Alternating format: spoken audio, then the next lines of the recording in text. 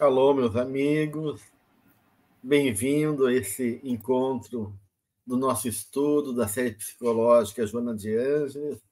Mais um momento de reflexão, junto aqui com a Adriana e com a Cláudia, e hoje trabalhando o capítulo 9, a felicidade do ser consciente, e vamos trabalhar os dois últimos itens, condições de felicidade e planificação pela felicidade. No encontro anterior, a gente já vem trazendo essas questões, né, da felicidade, toda uma reflexão em cima do que envolve a felicidade, o significado, o sentido e a forma de compreender esse processo, que a Joana vai aprofundar agora neste item, quando ela vai falar das condições de felicidade. Então, bem-vindo a todos, Adriana, Cláudia. Vamos começar, então, a trabalhar esse material. Como é que vocês propõem de a gente poder pensar essas questões aqui que Joana nos traz, já que ela começa falando de uma visão de felicidade que vem, digamos assim, atravessada, né, por concepções que ela sugere ser caótica e pessimista, né? E aí ela começa a falar um pouquinho sobre isso.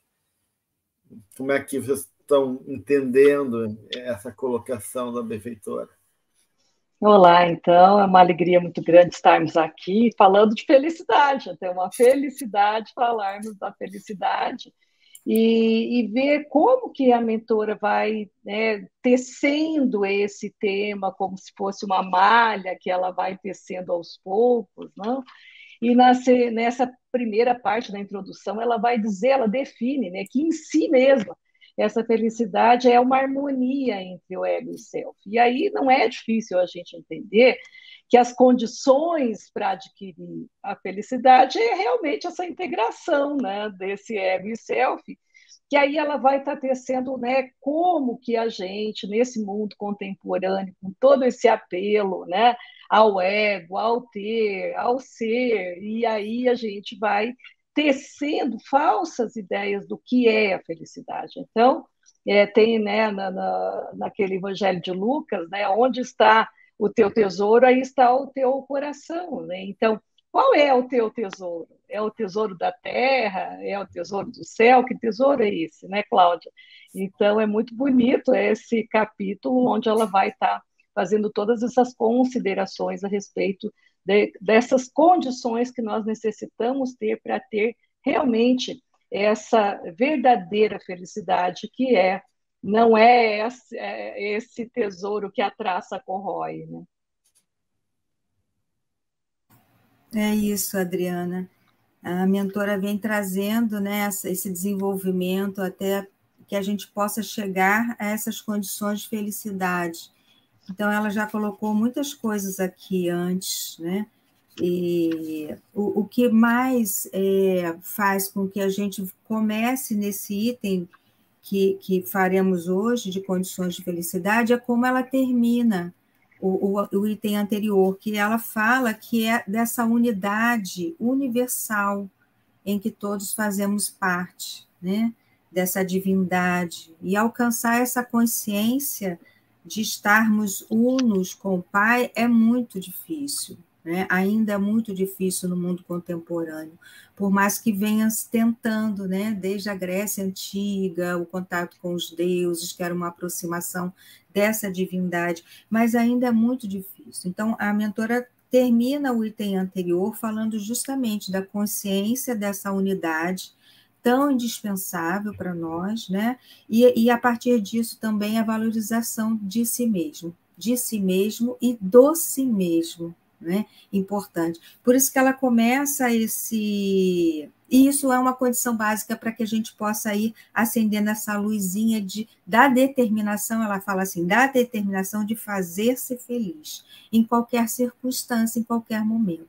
Mas é uma trajetória longa, e é por isso que ela começa esse item agora falando dessa visão caótica e pessimista, porque nós fomos nos desumanizando, né? A partir do momento em que fomos conquistando o progresso tecnológico, né? E de tudo, enfim, da vida, né? Educacional, o conhecimento teórico, mas nós fomos nos desumanizando, é essa a impressão que temos. E aí a mentora vem trazendo essas tentativas de alcançar a felicidade, né? Em qualquer área, a área dos prazeres rápidos, e aí ela cita exemplos aqui, né? Falando ligados ao sensualismo, né? O prazer pelo prazer, o dinheiro. Ela vai falando também do surgimento dos conflitos, né? E vai falando desses prazeres emocionais, né, da hierarquia, nas instituições, onde o poder é estabelecido e não o amor. E aí eu acho que é esse ganho, né, que eu vou passar a bola para vocês, eu acho que esse ganho desse início desse item, quando ela traz o amor, né, que ela vai desenvolver ao longo desse item, a diferenciação, né, entre o poder que vem se conquistando ao longo, né, desses séculos, na tentativa de se alcançar o humano, mas quanto nós vimos nos desumanizando e perdendo o contato com a nossa essência. Eu acho interessante que você está trazendo, Cláudia, porque justamente, realmente ela vai fazendo um entendimento de um processo de desenvolvimento da consciência, ou seja, da maturidade espiritual e psicológica do homem, e o quanto essa felicidade vai mudando, tanto em termos de concepções, como em termos, então, de busca, né, naturalmente, a partir de que a natureza do homem, daquilo que ele se move, daquilo que constitui ele, e, consequentemente, os objetivos e metas, também vai mudando. Então, quando ela inicia com essa visão caótica e pessimista da vida, né, ela está mostrando que, como tu falaste, né, que isso é um sintoma da frustração de uma consciência que põe a felicidade fora da pessoa, fora da gente, né? No triunfo material, aonde a felicidade está ligada à questão do objeto, adquirir e sensações de ordem mais fisiológica, né? No nosso primarismo ainda animal, ou seja, uma visão de uma concepção humana que é muito limitada e muito sensória, muito concreta, muito fundada, então, numa consciência que se move naquilo que ela chama de bem-estar. Não que o bem-estar não seja importante, ela vai dizer isso até no encontro passado, né, que o prazer e o bem-estar são caminhos para a felicidade, mas não sustenta a felicidade, né? E que nessa primeira fase há uma confusão muito grande, onde o bem-estar, né, de uma certa maneira, acaba sendo a referência do que a gente entende por felicidade, né? É, é, é, e aí esse bem-estar se ilude com anseios outros, né, que geralmente tem a ver, muitas vezes, com essa questão que tu falou, de autoafirmação, do poder, do reconhecimento de nós mesmos, que por trás desse jogo de felicidade, inconscientemente, já está o amor, tu falava aí, né? Todos nós queremos ser amados, queremos ser reconhecidos, e só que nos perdemos nisso porque não entendemos como fazer isso. Porque felicidade e amor caminham juntos. Então, nós ansiemos por preencher um vazio. Mas como a gente não compreende o que é o amor, e muitas vezes a gente está avesso ao amor, e confundimos o amor nessa autoafirmação, onde o poder ocupa um lugar central daí, né? Então, a gente acaba buscando controlar, conquistar, seduzir, buscar as personas de sucesso, reconhecimento social, econômico, como forma de ter essa gratificação, juntando o bem-estar às sensações materiais que o mundo nos oferece. E que, de uma certa maneira, né, ela vai dizer que isso vai se tornar depois, vai se transformar em tormentos internos, que é justamente esses sintomas aí que ela começou, que é daí uma vida caótica e pessimista. Então, é assim que eu estou entendendo, né, esse processo aí de um despertar que vai vindo com a frustração. Então, a frustração, de uma certa maneira, ela é necessária para mostrar que, de repente, o caminho dessa felicidade não está consistente. Né? E interessante quando ela fala da harmonia, né, que felicidade seria um sinônimo de harmonia entre ego e self, que aí a gente fala como é difícil, então, alcançar esse estado de felicidade, porque o ego tem uma linguagem e o self tem outra. Né? Se pensarmos na linguagem do ego, ela é linear, com começo, meio e fim. Então, nós temos nascimento, desenvolvimento, e aí ela fala no texto das fases do desenvolvimento, que nós temos a tendência sempre de guardar o que é ruim, né, de não nos lembrarmos das coisas boas que temos na infância. Então, isso fazem parte desses atavismos que a gente repete vida após vida, de sempre guardarmos aquilo que é negativo. Né? Então, o ego, com essa visão linear, para ele, a felicidade é sinônimo de triunfo pessoal. Ele é sinônimo de algo de natureza material, porque é isso que o ego conhece. Ele é aqui, ele é o senhor da matéria, né? Ele é o dono desse, ele é o rei do pedacinho. Então, aí as questões sensuais, né? O dinheiro, o êxito, até as questões de banhos relaxantes, né? Alimentação, massagens, são para o ego, né? Sinônimos de felicidade, que vai trazer uma certa gratificação para essa estrutura egóica do eu, ele vai se sentir reconhecido, ele vai se sentir amado, os seus complexos ficam satisfeitos, né, Cláudia? Ele vai se sentir assim, todo reconhecido. Só que aí, como o Gelson fala, surgem então os tormentos, né? Porque aí fica esse tormento do ter. Eu preciso ter um carro novo, um carro do ano. Se meu carro do ano passado já não sou feliz mais, né? Eu preciso ter X, Y, Z, e aí eu vou elencando, vou enumerando uma série de coisas. Mas aí Joana alerta, né, que além dessas metas, nós temos outras metas que são as metas do self. Porque no self nós temos passado, presente e futuro tudo junto, né? Tá tudo interligado, né? Então seria esse mundo, propriamente o mundo dos espíritos, né? Então, lá no mundo dos espíritos, o dinheiro, a matéria não vale nada, né? Nós temos, então, a questão dos prazeres emocionais.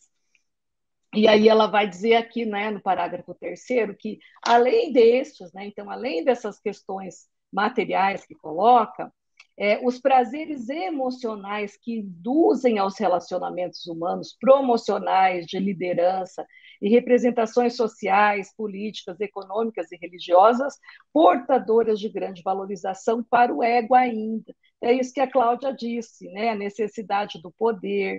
Mas isso já é o início, né? O início do vislumbre dessa felicidade maior, porque é na relação, né, que nós vamos nos descobrindo, é na relação com o outro que nós vamos despertar para realmente outros sentidos mais profundos. Quando a gente vê que o dinheiro não vale nada diante de uma doença grave, né, diante de uma prova muito grande na vida, ou às vezes, né? Então, o ego ele vai conseguindo, na relação com o outro, ele vai conseguindo se sentir, porque nós nascemos humanos, mas só somos sujeitos da nossa história na relação.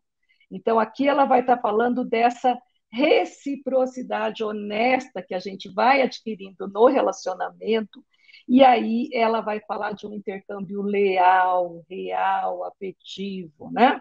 E é aí que a felicidade começa a se estabelecer. Então, quais as condições? Então, a primeira real grande condição é isso, né? É o estabelecimento do intercâmbio com o outro, né? A capacidade de amar plenamente sem imposições. E aqui é legal, porque a gente vê nas relações, principalmente a gente no consultório, né? Eu vou amar tal pessoa se ele fizer isso, isso. Então, isso não é amor, né? Isso é uma imposição. Se ele fizer isso, eu amo. E se ele não fizer, eu não amo. Então, que amor é esse? Né? Que é um amor de troca, é um amor egoísta. E aqui ela vai falar lindo, né? Esse amor não pede e sempre doa. Parágrafo 6. Não tenta modificar os outros e sempre se aprimora. Não se rebela nem se decepciona. Portanto, nada espera em retribuição. Não se magoa nem se impacienta. Irradia-se, qual mirífica luz que, se expandindo, mais se potencializa. Então, se a gente pensar nesse amor, nós estamos longe, né, de desenvolver esse amor tal como ela coloca aqui, mas é na relação que isso começa, né? Primeiro passo. Eu acho que isso está falando da segunda etapa, realmente, desse processo de transformação da ideia de felicidade. No primeiro momento, as questões de ordem sensórias e do mundo da representação mais frívola e ilusória das questões que pode levar até a fugas, né, pelo álcool e assim por diante, e chegar num outro anseio, que são daí dos prazeres emocionais que envolvem o movimento ao encontro do outro, né, do relacionamento. Então, é o relacionamento como uma base da experiência fundamental para o exercício da felicidade. Então, aí já começa realmente esse núcleo amoroso que a Cláudia falou, que ao final né, essa condição que vai sustentar a felicidade plena, né? E a gente começa aí nos movimentos da vida, num primeiro momento, ainda nesse movimento de autoafirmação, pelo status humano, pelo jogo, né, das relações de aparências e de interesses, buscando essa gratificação emocional. Para chegar nisso que tu está falando, né, Adriana, que é uma consciência cada vez maior de um nível transpessoal dos vínculos para chegar no entendimento do que seja realmente o amor, né? Na medida que começa a ver sintonia, quando começa a ver um intercâmbio realmente verdadeiro, onde eu se mostro, onde eu acolho o outro, onde a gente começa realmente num jogo de verdade, de interesse e de intercâmbio, daí, de troca, circulando essa energia afetiva, né? Começa realmente esse jogo, dá lugar a uma substancialidade maior, que realmente é daí esse amor que vai chegar nisso tudo que tu falou no final, né? Que o amor daí não pede, doa, não tenta modificar o outro, mas sim se oferecer como forma de exemplo e possibilidade de experiência em favor da transformação da outra pessoa, e assim por diante, né? Uma série de coisas fantásticas que ainda a gente não consegue, né, realizar, né? Mas é o exercício desse movimento que está, né, se ampliando nesse caminho em favor da felicidade. Esse movimento que vem pelos excessos, né? Pelos excessos vivenciados, para que a pessoa possa encontrar o equilíbrio. A gente sabe que muitas vezes sai de um ponto para o oposto, né, exageradamente, para poder encontrar um meio termo. E as experiências são super importantes, porque elas nos possibilitam nos reconhecer, né, quem somos de um ponto, quem somos no outro, né, e que ponto melhor a gente quer ocupar, porque é isso, a vida vem nos provocando a todo instante, né? Resta saber, ela vem nos desacomodando, né?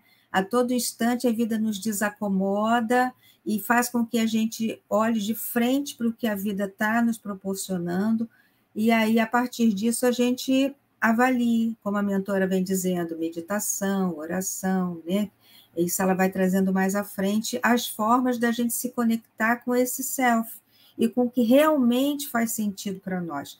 Porque o que ela vem falando aqui é de uma falta de sentido e da busca de sentido na vida, né? Se a gente puder é só isso, né? Só entre aspas, é o que ela vem trazendo, né? E sentir-se pertencente à vida, sentir que a gente responde e corresponde à vida da forma como a vida nos solicita, karmicamente falando, ela também nos traz aqui, né?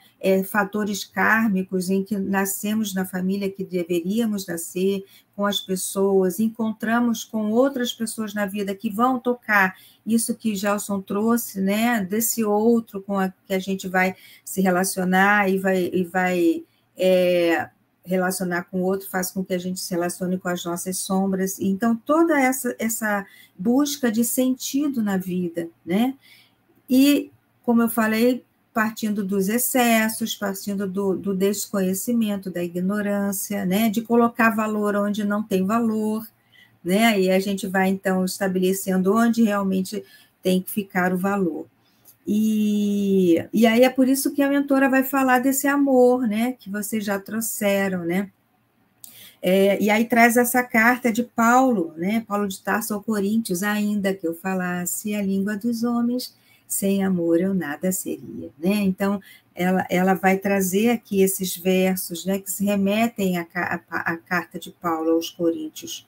E é isso mesmo, né? Se a gente não tiver essa linguagem, que é a linguagem que Jesus nos trouxe, que é a linguagem universal do amor, a gente não consegue se comunicar, a gente não consegue se relacionar, né? E aí, a partir dessa linguagem, é que vem, então, o verdadeiro bem-estar, vem trazendo a paz interior, vem trazendo a saúde emocional, a saúde física também, vem trazendo a saúde no enfrentamento das dificuldades, as dificuldades vêm surgindo como experiência. A mentora vai falando aqui que a felicidade se estabelece quando os dois níveis, físico e mental, se harmonizam, né? E que a gente entende que as dificuldades fazem parte, que o sofrimento faz parte da vida, porque é a partir de como se vê isso é que se cresce mais ou se cresce menos, né? E aí ela vai falando da criatividade, que eu achei muito interessante, né? Que a partir do momento em que vão se harmonizando esses dois níveis, né, vai se alcançando a criatividade, né, com esse prazer mental, o bom direcionamento da mente, e a mente do espírito aqui comanda tudo, a gente sabe, né, para que a gente possa melhor compreender o mundo. E aí eu estava lendo o Viktor Frankl, naquele livro sobre o sentido da vida, e aí ele diz assim, relacionado ao que eu trouxe, não somos nós que devemos perguntar pelo sentido da vida. Olha que interessante. É a vida que faz indagações, que nos dirige questões. Nós somos os indagados, né? Então, todo o nosso ser nada mais é que um responder e responsabilizar-se pela vida. Porque é isso, né? A partir do momento que a gente vai se responsabilizando por aquilo que a gente tem, pelas coisas que nos surgem, que a gente vai utilizando essa criatividade, esse relacionar-se com mais amor, com mais afeto conosco também, né? A mentora também traz a autocompaixão nos vários livros dela, a gente vai entendendo que aquilo tudo faz parte, né? E isso também é o caminho para se encontrar a felicidade, é a aceitação, o acolhimento daquele momento que se vive, o atual, o hoje, o agora. E é como ela diz, os fatores que a gente merece viver, porque é merecido tudo isso, não é uma injustiça, né, infantil pensar assim. Eu queria ampliar aqui também um pouquinho nesse o sentido do amor, né? Que ela diz que a saúde depende do amor. E se nós pensarmos a definição de João para Deus, uma das definições do amor, de Deus é amor. Deus é amor, ele coloca, né? Então, se Deus é amor, quando ela fala para esse amor de plenitude, então o amor de plenitude ele está muito além do que apenas esse amor que a gente conhece, que é esse amor que está nos relacionamentos íntimos, conjugais, mas ela fala aqui como um mecanismo completador dessa harmonia pessoal. Então, se eu começar me conectar com essa energia divina que tudo nos conecta. Por isso que ele é de conexão. Deus é amor porque ele conecta todos os seres, todas as criaturas, né? E quando a gente começa, por isso que a Cláudia fala da meditação, né, e da prece, porque essa a meditação e a prece favorece esse silêncio mental, esse silêncio interior, para essa conexão desse amor que é Deus, essa energia que nos perpassa e nos une a todos. Então, sem isso, a felicidade é a utopia, porque a gente fica preso em momentos de felicidade, né? Nós ainda na Terra temos momentos de felicidade, mas esse amor de plenitude que precisa dessa entrega autêntica, né? Sem subterfúgio, sem aparências, fazendo que sejam retiradas essas máscaras e sugestões, só mesmo um amor de um mais sutil, de uma energia que, a partir do momento que você se conecta com ela, você é inundado por esse sentimento de felicidade, né? Interessante. Então, a gente pode sintetizar dizendo assim, ó, assim como não existe individuação sem relacionamento, né? A individuação precisa da experiência do contato humano, não existe felicidade também sem relacionamento. E que esse processo de relacionamento envolve, de um lado, né? Então, superar as paixões egoístas, como ela falou aqui, egóicas, né? Para um nível mais transpessoal, para ir ao encontro da alma, né? O encontro entre almas, que transcende o corpo físico, né? Que pode estar sintonizadas ou não, complementados ou não com uma vida sexual, né, plena, mas não não se impõe isso, diz a benfeitora. E dentro desse processo desse amor por essa via mais transpessoal, né, de uma objetividade do amor, né, como uma forma realmente de compreensão e de troca vibratória, se chega nessa dinâmica que envolve todo o universo, porque esse Eros, aí pegando a ideia do Eros, né, como essa força que sustenta o universo e que alimenta nossas almas, dando equilíbrio e harmonia para o universo.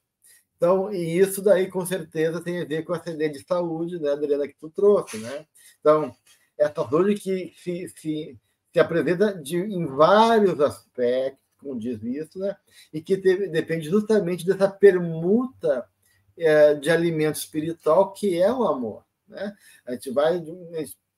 Ninguém vive sem essa troca, até chegar nessa conexão com Deus, né? Acima de tudo, né? Que é o final desse processo todo, né?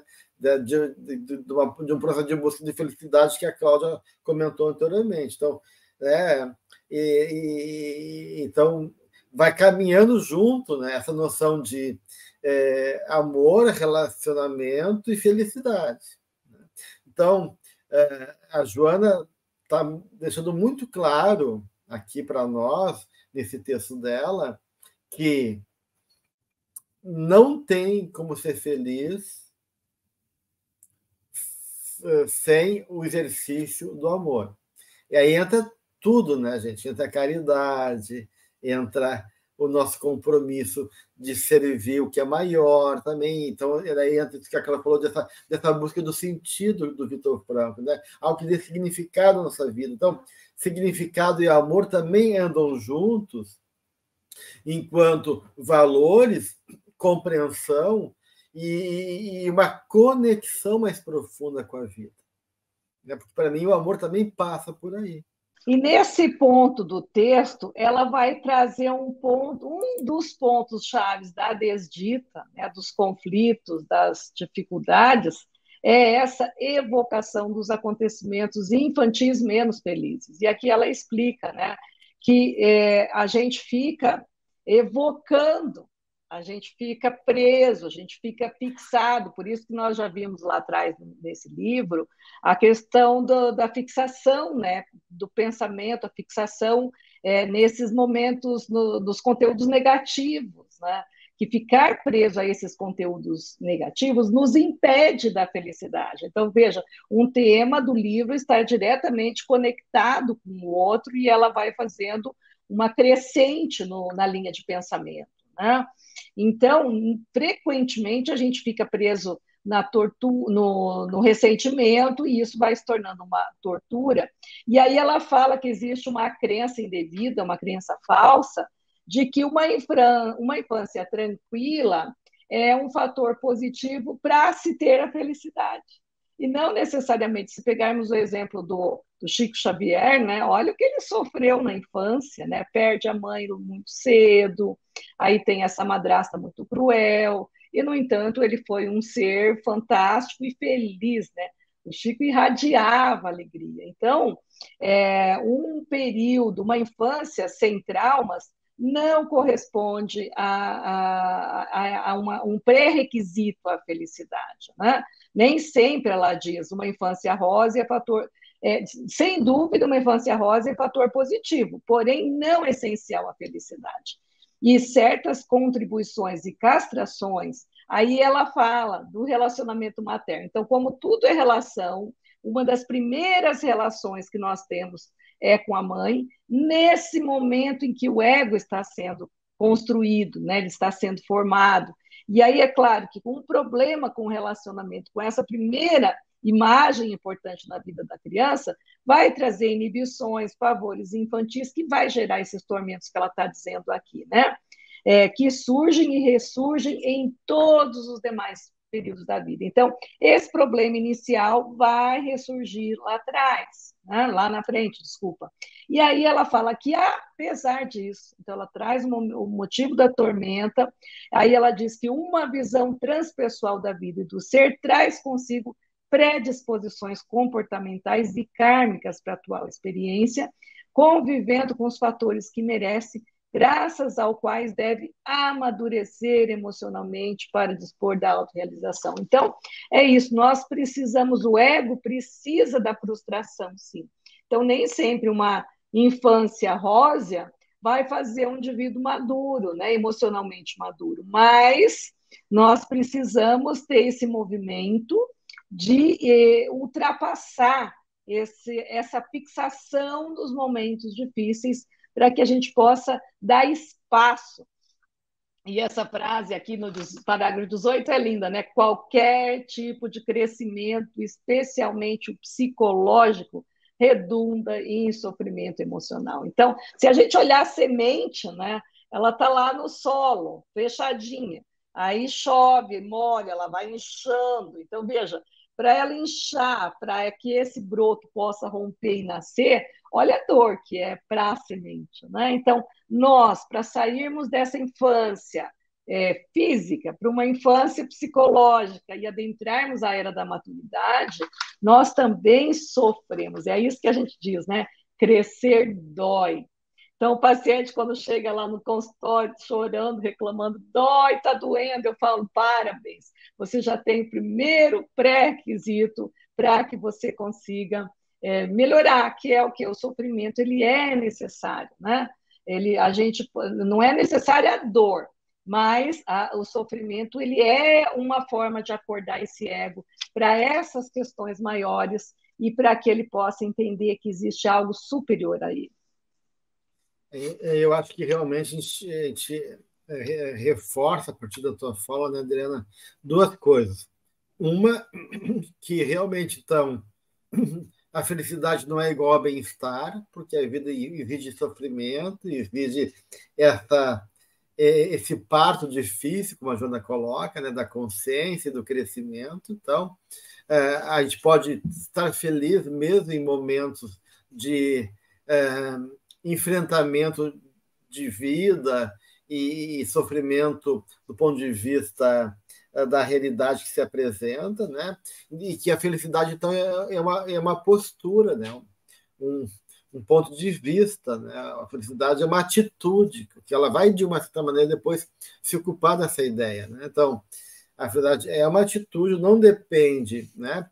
E que essa atitude tem a ver com o self, por isso que tu falou, tem claro que como a benfeitora está colocando, essas experiências da infância são muito marcantes, né? E tem gente que não consegue realmente elaborar e ficar preso. Mas, para além das experiências da infância, tem justamente o self, ou seja, o espírito por trás. E a forma dele ver a vida e se posicionar, né? Então, eu posso ter tido uma infância rósea, como ela falou aqui, mas ser um espírito muito onipotente, muito exigente, muito narcisista, e achar que isso é pouco, né? E achar que o mundo tem obrigação de me manter nesse mundo rosa a vida inteira, né? Assim como eu posso ter uma infância delicada, difícil e tormentosa, e fazer e assumir esse sofrimento a partir do meu ponto de vista.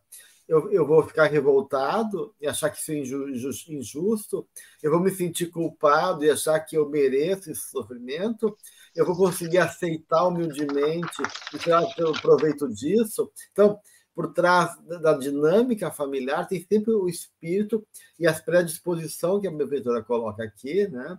Que ela fala de fatores que merecem, ou seja, o contexto da infância é adequado à minha necessidade, na lei de causa e efeito, e, acima de tudo, tem a minha forma interna, enquanto determinação, que envolve o meu livre-arbítrio, a minha vontade. Como é que eu vou me determinar frente a isso? Como é que eu vou compreender?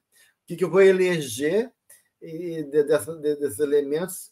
E como é que eu vou responder a eles, de uma certa forma, né? Então, a gente vai vendo que ela vai começando a traçar o entendimento que, por trás de todos esses processos todos, né, tem uma forma de compreensão que está em jogo para se chegar na ideia de felicidade. E essa compreensão, ela vem de uma forma ou de outra, né? A vida vai apresentando as oportunidades, a pessoa vai ficando desacomodada, como eu usei a palavra, né?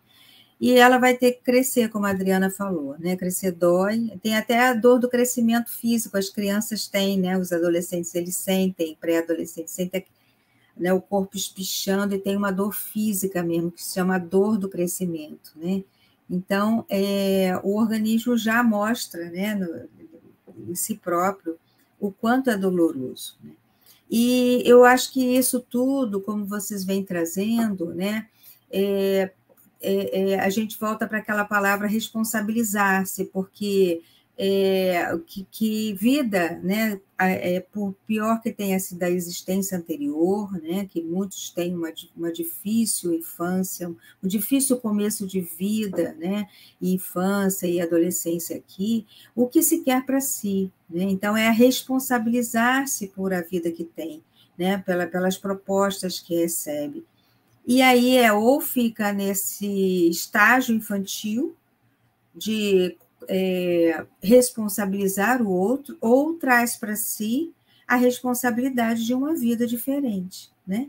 E lógico, deixando para trás esse atavismo masoquista que ela nos fala, que está ligado ao que foi falado antes, né, da inibição e da consciência de culpa, né, daquilo que não se merece, ou o medo de assumir algo que lhe traga felicidade. Então, tudo isso está embutido aí, além das marcas, das mazelas que se viveu quando chegou nessa vida.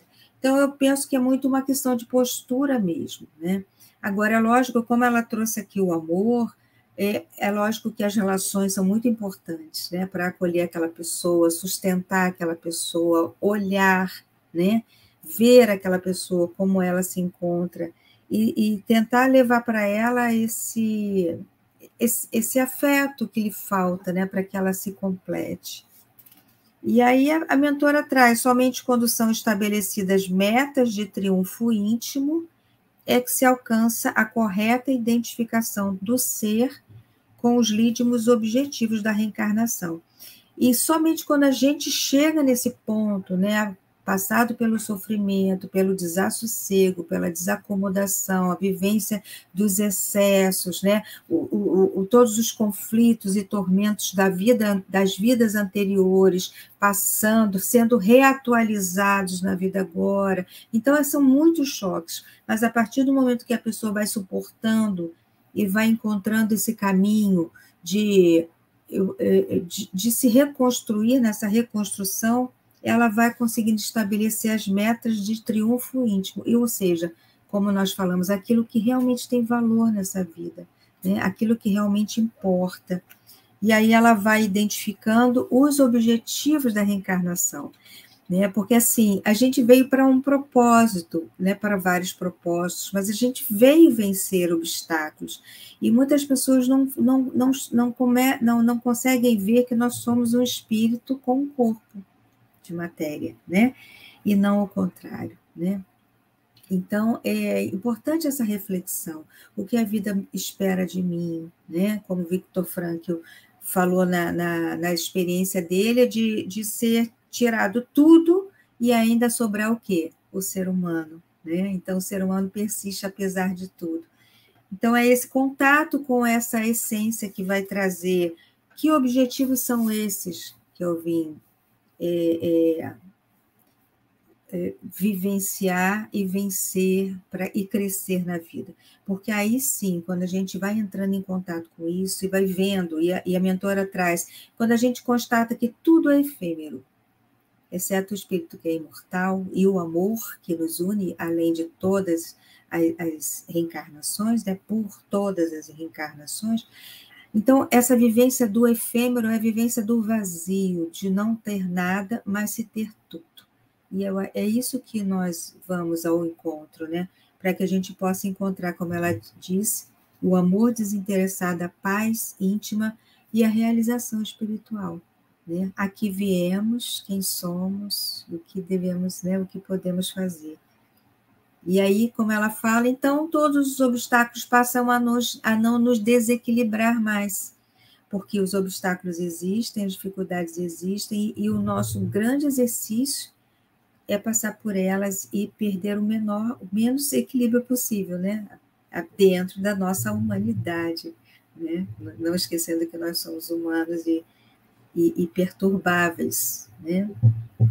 E aí ela termina de forma bela, né, Cláudia, quando ela coloca, né, que esses problemas, né, solucionados, eles que proporcionam a maturidade e a harmonia íntima. Então, para alguns, para o ego, a felicidade é essa infância rósea, é ficar a vida, né, na sombra e água fresca, são essas coisas boas que a gente pode ter e deve ter, é importante, mas os problemas, a partir do momento que eles são conscientemente olhados, solucionados, trabalhados, buscado uma forma de compreensão da finalidade para que eles vêm, né? Para nos acordar, Jesus diz, desperta tu que dormes, né? Então, desperta aí dentro, né, de que existe algo mais do que só isso. Então, a verdadeira felicidade é essa maturidade que a solução desses problemas vão provocando nesse ser, e isso vai trazendo essa harmonia íntima, né? Sem eles, como exercícios, torna-se improvável o êxito. Então, olha como vai mudando, né? O que antes o problema era tido como castigo divino, hoje Joana faz a gente olhar de uma forma diferente, olhando como uma oportunidade de crescimento. Então, conscientemente, ter a lucidez de estabelecer metas, patamares, objetivos, tem que ser ativo, né? Porque senão a gente vai dormir para acordar, e a gente acorda para dormir, aí no intervalo a gente come, aí a gente toma um banhinho, percebe? A vida vai se tornando só essa coisa, a base da pirâmide de Maslow. E nós precisamos desse movimento de ir em busca da felicidade. Então, qual é o teu tesouro? É o tesouro material ou já são esses tesouros que os problemas vêm com esse intuito de nos acordar para essa maturidade? E aí ela vai, então, justamente trazer essa ideia da iluminação, né? Ou seja, dessa identificação com a unidade que sustenta, né, realmente o que é isso que a gente chama de felicidade. Naquela ideia de Jesus, eu e o Pai somos um só. Então, realmente está integrado, né, no amor divino e compreender, né, Deus, né, a mente divina, está em sintonia, é algo que não tem como imaginar no nosso nível de consciência o que significa. A gente tem uma certa ideia de como essa experiência de comunhão ela é muito significativa para a gente, né? Esses momentos pequenos de comunhão na religião, na oração, de comunhão quando a gente está apaixonado, de comunhão com a natureza, de comunhão quando a gente está envolvido espiritualmente por alguém que nos abraça. Então, esses pequenos momentos de comunhão nos dão uma ideia pálida da experiência luminosa que é esse estado de pertencimento e de integração numa totalidade maior, né? Então, eu devo imaginar se é bom já esses pequenos momentos, né, que dirá, né, quando a gente alcança essa condição que a Joana coloca aqui, né, da bem-aventurança, né, que é a expressão máxima da felicidade, segundo ela, né, e que depende dessa consciência, né, e que se faz no processo do encontro com a vida espiritual. E aí ela fala, então, justamente que a felicidade é uma forma de viver e que, para se tornar permanente, é necessário que seja adquirido o nível de consciência do espírito. E aí vem toda uma outra lógica, né? Então, a felicidade se concentra em uma outra lógica, essa felicidade realmente substancial, permanente, que realmente gera alegria e um estado, né, de plenitude, começa pela lógica do espírito. E tudo isso que ela vem falando nesse processo todo de vínculos, onde o amor vai sendo engrandecido, né? Essa sensação de felicidade, ela é tão fugaz, né? Em alguns momentos raríssimos, né? A gente pode estar parado assim e ser atravessado por um pensamento de ai, que momento feliz, né? É um atravessamento de uma emoção muito grande, né? E é lógico que Gelson trouxe, né, com o outro, com o acolhimento espiritual dos nossos entes queridos, né? Enfim, com vários momentos, né, em que a gente possa ter essa percepção da unidade com o nosso Pai, né? Mas há aqueles momentos em que, do nada, a gente percebe uma paz tão grande que sente esse atravessamento da felicidade, né? Esse lapso de felicidade que a gente possa sentir mais lá na frente, né? De acordo com a nossa planificação, cada vez mais, né? Que esse é o objetivo.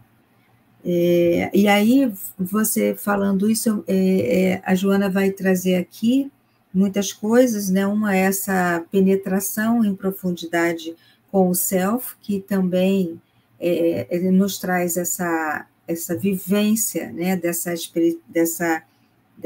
felicidade, ser atravessado por uma felicidade, né? De uma coisa que a gente nem consegue explicar. E ela vai trazer muitas outras coisas, mas eu queria falar desse amor, que ela fala assim, com a visão transpessoal da felicidade, tudo e todos devem ser vistos, sentidos e amados como são, né? E aí eu me lembrei de Francisco de Assis, com esse amor que expandia tudo e todos, uma comunicação, quando ele estava na ilha de Patmos, e ele conversava com os peixes, né? Os peixes se aproximavam, as pessoas que tomavam conta dele, os soldados, não entendiam aquilo. E ele, horas e horas, dialogando com os peixes, eles se aproximavam para ouvi-lo, né? Quando ele caminhava falando, ele recebia visitações espirituais. Então, toda essa visão transpessoal da felicidade, né? Atravessando tudo e todos que a mentora nos fala, ficou exemplificado com o mestre, com muitos outros, mas muito com Francisco de Assis, né? Onde conversava com todos os animais, as plantas, né? Solicitava silêncio para algazarra dos pássaros, né? Eu preciso falar, e eles se aquietavam. Então, essa comunicação universal do amor, né?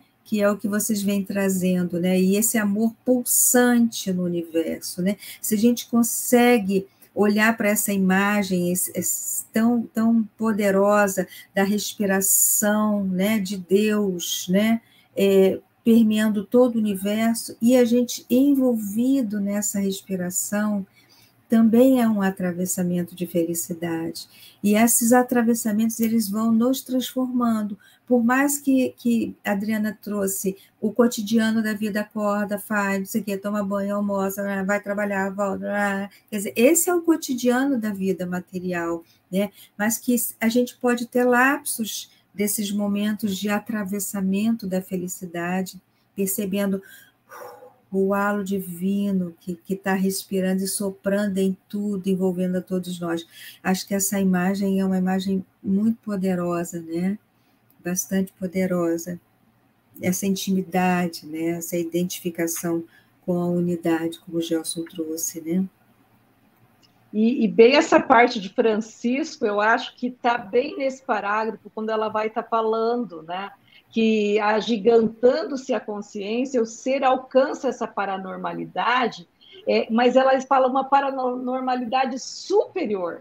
Não é esse diálogo com os espíritos só, mas é isso que Francisco fazia, né? Ó, ele interrelaciona-se com os seres de faixas espirituais mais elevadas e também ali com os pássaros, com a natureza, como Francisco fazia, vivendo no corpo e fora dele em plenitude. Assim alcança a iluminação, a bem-aventurança, que são expressões máximas de felicidade. Então, olha como realmente a felicidade não é desse mundo, mas que nós já podemos ter esses pequenos intercâmbios que nos traz esses lampejos de felicidade, que é uma busca, né?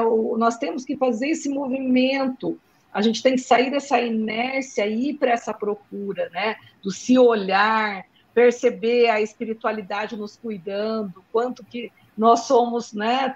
Tem esse amor para com a gente, e isso é tão bonito, né? E essas visitações que recebemos, né, sem nos dar conta, né, desses queridos que vêm, esses momentos felizes que são nos proporcionados, e a gente nem consegue identificar, mas sente, ai, né, uma coisa assim quentinha no coração. Isso é ser atravessado, né, por essa paranormalidade superior também, né, que nos acolhe, que nos acompanha, né, torce por nós. Não deixa de ter essa abertura de conexão, justamente para essa experiência cada vez mais profunda e mais ampla de pertencimento, né?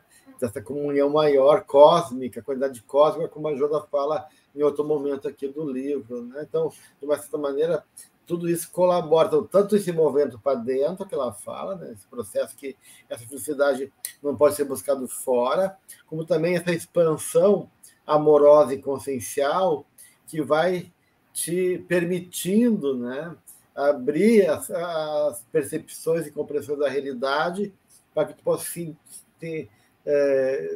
encontrar esse significado do amor e do que significa também, daí, consequentemente, a felicidade. Então, é todo um processo que vem muito junto, né, gente? Tudo tem um preço, né? Tem o preço do desassossego, tem o preço de que lugar a gente quer estar, porque quando vai se assumindo um lugar, vai se afastando de outros, né? O mundo cobra, né? Então, há que ser persistente e ter esse entendimento do sentido da vida, do sentido da reencarnação, né? A que viemos, para que a gente possa cada vez mais firmar esse lugar, né? E poder cada vez mais experimentar esse intercâmbio entre as dimensões, né? Onde são todos os mundos, né? Onde, né, o halo de Deus habita. E que não é fácil. Com certeza. Muito bem. Alguma questão, algum elemento para fechar esse capítulo? Alguém quer trazer alguma ideia, algum elemento aqui do texto que possa fechar nossa reflexão?